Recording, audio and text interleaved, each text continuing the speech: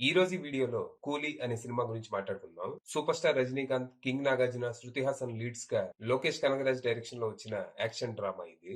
ఈ cinema story ఏంటి, దీని మీద నా ఒపీనియన్ ఏంటనేది ఇప్పుడు తెలుసుకుందాం పదండి. ముందుగా ఈ సినిమా స్టోరీ ఏంటంటే, ఈ సినిమాలో మన హీరో దేవా మెన్షన్ పేరుతో ఓ హాస్టల్ రన్ చేస్తూ ఉంటాడు.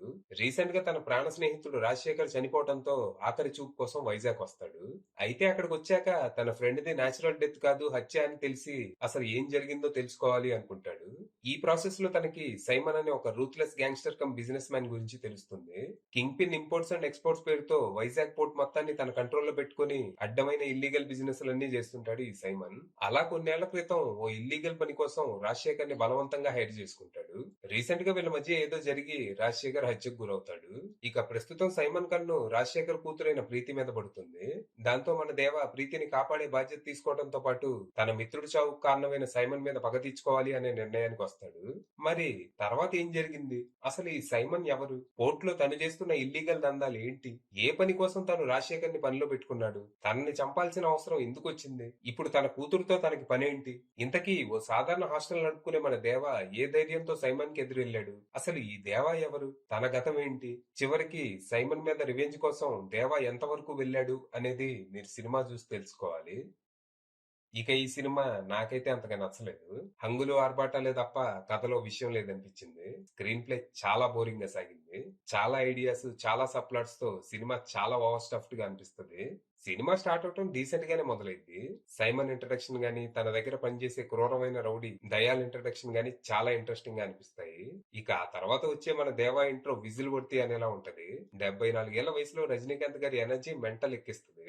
ఇక దీని తర్వాత నుంచి మాత్రం సినిమా చాలా నెమ్మదిగా చిన్న చితక హై మూమెంట్స్ తో టైం లైన్ ముందుకి వెనక్కి జంప్ అవుతూ అలా సాగుతా ఉంటది. సైమన్ గా నాగార్జున గారు స్టైలిష్ లుక్స్ తో ఆకట్టుకున్నా ఆయన క్యారెక్టర్ ఓన్లీ వన్ డైమెన్షనల్ గానే ఉండటంతో పెద్ద ఇంపాక్ట్ ఏమీ ఉండదు. లగ్జరీ వాచ్ల స్మగ్లింగ్ ముసుగులో ఆయన చేసే దందాలన్నీ చాలా రొటీన్ గా అనిపిస్తాయి. సర్ప్రైజింగ్ గా ఆయన కంటే దయాల్గా చేసిన షౌబిన్ షాహిర్ తన క్రూరత్వంతో భయపెట్టేశాడు. తన క్యారెక్టర్ కి మల్టిపుల్ లేయర్స్ ఇచ్చారు. ఇక ప్రీ ఇంటర్వెల్ లో వచ్చే ఐఎమ్ ద డేంజర్ సాంగ్ ఆకట్టుకోగా ఇంటర్వెల్ ఎపిసోడ్ మంచి హై ఇస్తుంది. ఇక్కడ దేవాకి సైమన్ కి మధ్య వచ్చే సీన్ చూశాక సెకండ్ హాఫ్ మామూలుగా ఉండదేమోనని ఎక్స్పెక్ట్ చేశా. కానీ సెకండ్ హాఫ్ చూశాక ఫస్ట్ హాఫే నయం అనిపించింది. ఇక్కడ మన సైమన్ ని సైడ్ చేసి దయాల్ని డ్రైవింగ్ సీట్ లో కూర్చోబెడతారు. ఇక భారీ ఎక్స్పెక్టేషన్స్ పెట్టుకున్న దేవా ఫ్లాష్ బ్యాక్ ఎపిసోడ్ ని చాలా సింపుల్ గా మాటలతో తేల్చి పారేశారు. ఆ క్లైమాక్స్ లో ఏదో కొద్దిగా చూపించారు గానీ అప్పటికే లేట్ అయిపోయింది. సెకండ్ హాఫ్ అంతా మోస్ట్లీ ఒక లెంతీ యాక్షన్ ఎపిసోడ్ తర్వాత ఇంకో లెంతీ యాక్షన్ ఎపిసోడ్ అన్నట్టు సాగుతా ఉంటుంది. ఇక ఉపేంద్ర గారి క్యామియో గానీ, అమీర్ ఖాన్ గారి క్యామియో గానీ ఏదో బలవంతంగా దుడిచినట్టు అనిపిస్తాయే తప్పితే కథకి ఏమాత్రం ఉపయోగపడవు. ఇక పర్ఫార్మెన్స్ విషయానికి వస్తే సూపర్ స్టార్ గురించి చెప్పేదేముంది, ఆయన వయసుకు తగ్గ పాత్రలో చాలా ఎనర్జెటిక్ గా తన స్టైల్ మేనరిజమ్స్ తో ఆద్యంతం అలరిస్తారు. ఇక సైమన్ గా నాగార్జున గారు బానే చేసినా ఆయన క్యారెక్టర్ ఇంకా బాగా తీర్చిదిద్దాల్సిందే. ఇక దయాల్గా శోభిన్ షాహిర్ షో స్టైలర్ అనే చెప్పాలి. తన విలనిజం తో భయపెట్టడమే కాదు, మౌనికా సాంగ్ లో ఎనర్జెటిక్ గా స్టెప్ లేసి కూడా ఆకట్టుకున్నారు. ఇక ప్రీతిగా Shruti Haasan is decent. Cinema అంతా మోస్ట్లీ ఏడుస్తానే ఉంటది.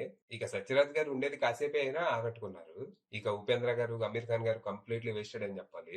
ఇక టెక్నికల్ గా సినిమా సాలిడ్ ఉంది. సన్ పిక్చర్స్ వాళ్ళు ఎక్కడ రాజీ పడకుండా ఈ సినిమా నిర్మించారు.